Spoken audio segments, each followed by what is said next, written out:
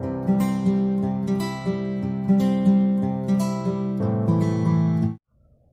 Friends, welcome back to my channel Deep classes.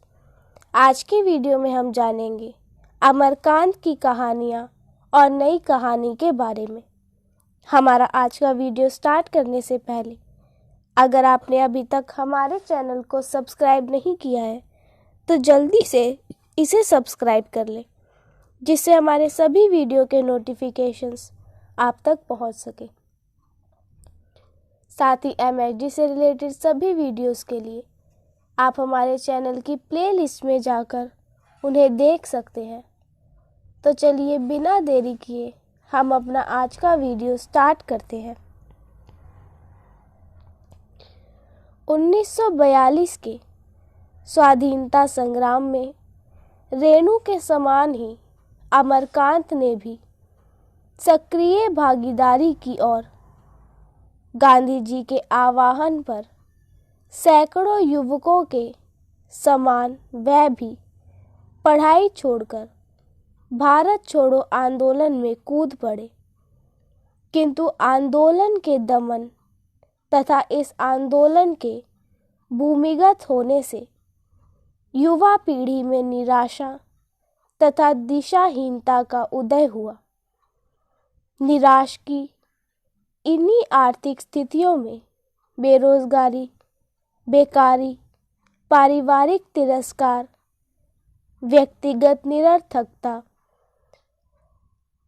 का आत्महंता बोध, स्वाधीनता से मोहभंग तथा सामाजिक प्रतिबद्धता के आलोचनात्मक दृष्टिकोण को लेकर नई कहानी के युवा लेखकों ने अपनी कलम चलाई, जिसके माध्यम से वह देश के लोगों के सुख दुख में सम्मिलित होकर उनके संघर्षों में साथ देते हुए मनुष्यता के रूप में उनसे जुड़ने की अपनी शक्ति तथा सामर्थ्य को व्यक्त किया।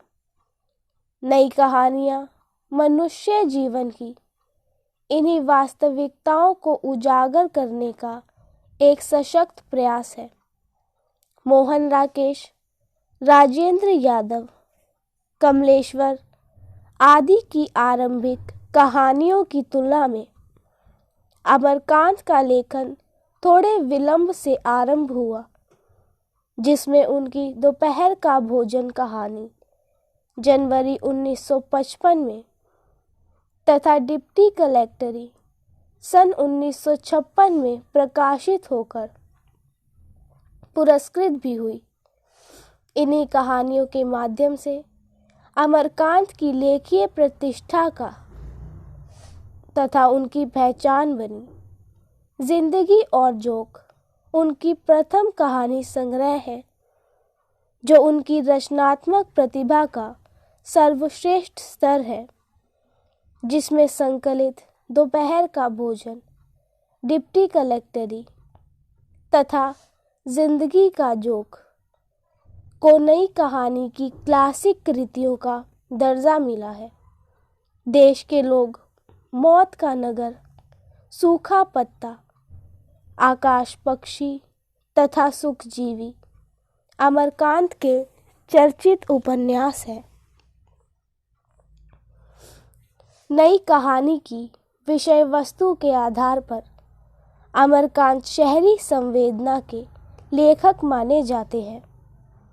शहरी संवेदना में व्याप्त जड़ता, अवसादग्रस्तता, महानगरीय जीवन स्थितियों के दबाव में संत्रस्त आत्मलीन पात्र वास्तव में स्वाधीन भारत के भविष्य की योजनाओं का परिणाम था, जिसमें औद्योगिक विकास तथा शहरीकरण की तीव्र प्रक्रिया के अनभ्यस्त व्यक्ति के संवेदन तंत्र पर होने वाले आघात को मुख्य केंद्र बिंदु बनाया गया है। अमरकांत की कहानी दोपहर का भोजन तथा डिप्टी कलेक्टरी मध्य वर्गीय जीवन के उस पक्ष से सघन सरोकार रखती है, जो नौकरशाही और सामाजिक रूप से प्रतिष्ठित व्यवसायों में पुराने मध्यम वर्ग की साझेदारी घटने तथा पूंजी की आवश्यकता वाले क्षेत्र से उसकी बेदखली को व्यक्त करती है।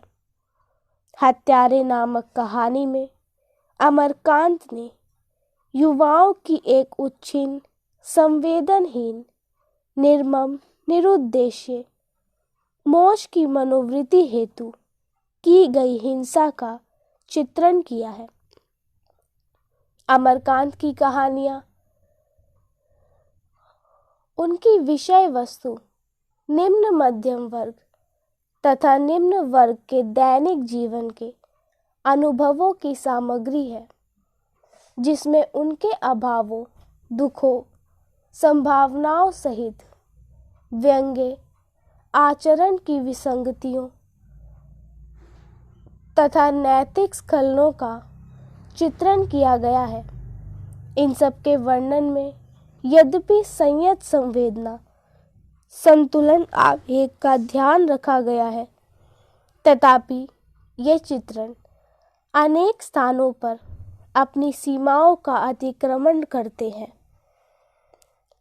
जिंदगी और जोक कहानी में अमरकांत सर्वहारा वर्ग के प्रति गहरी करुणा और जीवन की गरिमा के प्रति सम्मान की गहरी भावना को व्यक्त करते हुए रजुआ नामक पात्र की हास्यास्पद स्थिति का वर्णन अन्य पुरुष के रूप में करते हुए आत्म अधिकार तथा चेतना की भावना से गरीबी तथा विकट परिस्थितियों में भी चिपके रहने की मनुष्य की प्रवृत्ति को वर्णित करते हैं, जिसमें वर्षों से कोई परिवर्तन नहीं आया है और व्यक्ति उसमें बदलाव के स्वप्न को रोजाना घंटों तक देखता, सोचता रहता है।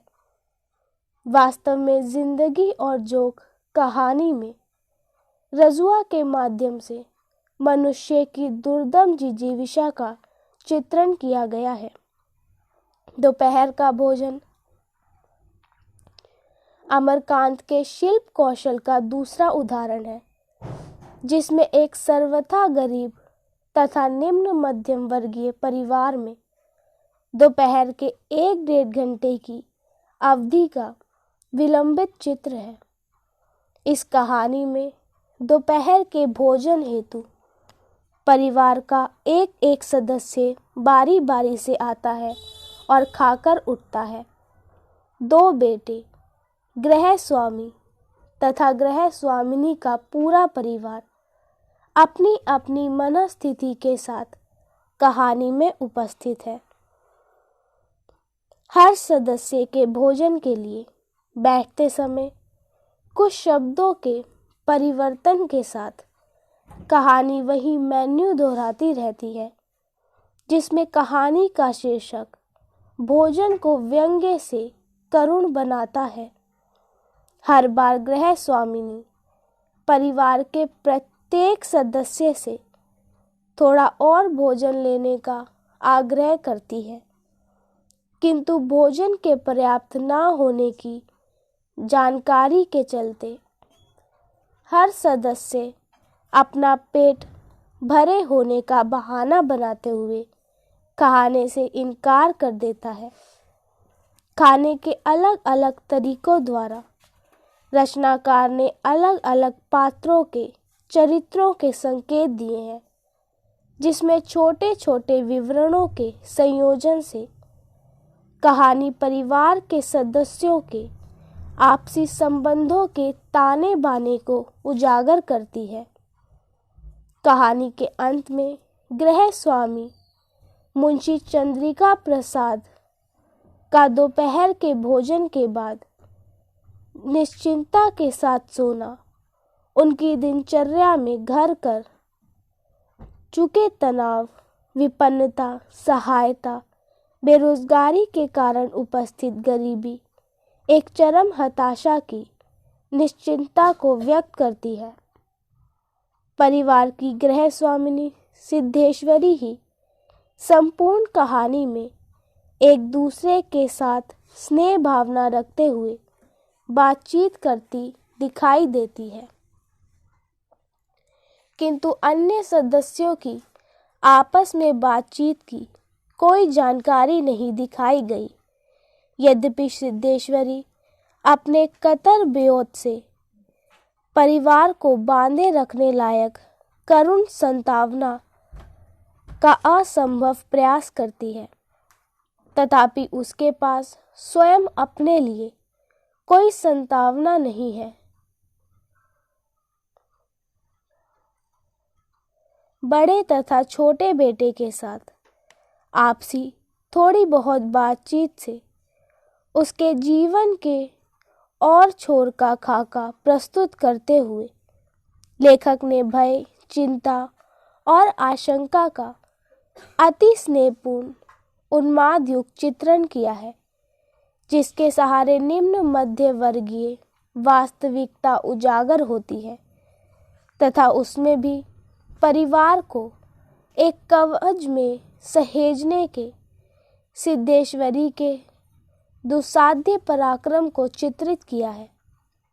परिवार के लापता भविष्य और औंधे मुंह गृह स्वामिनी के निश्चिंत सोने तथा आंगन में पैबंद लगी लटकी साड़ी स्त्री और उसके घर के प्रति उसकी असहाय तथा करुण स्थिति को अभिव्यक्त करती है। इस कहानी को अमरकांत ने ठेठ अभिधा तथा मितभाषी शब्दों के प्रयोग द्वारा निम्न मध्यम वर्गीय जीवन की वास्तविकता को उजागर करने वाली यथार्थवादी कहानी के रूप में अभिव्यक्त किया है। इसी के साथ आज का हमारा वीडियो यही खत्म होता है। वीडियो पसंद आया हो तो वीडियो को लाइक एंड शेयर करें और चैनल को सब्सक्राइब करना ना भूलें। Thank you for watching.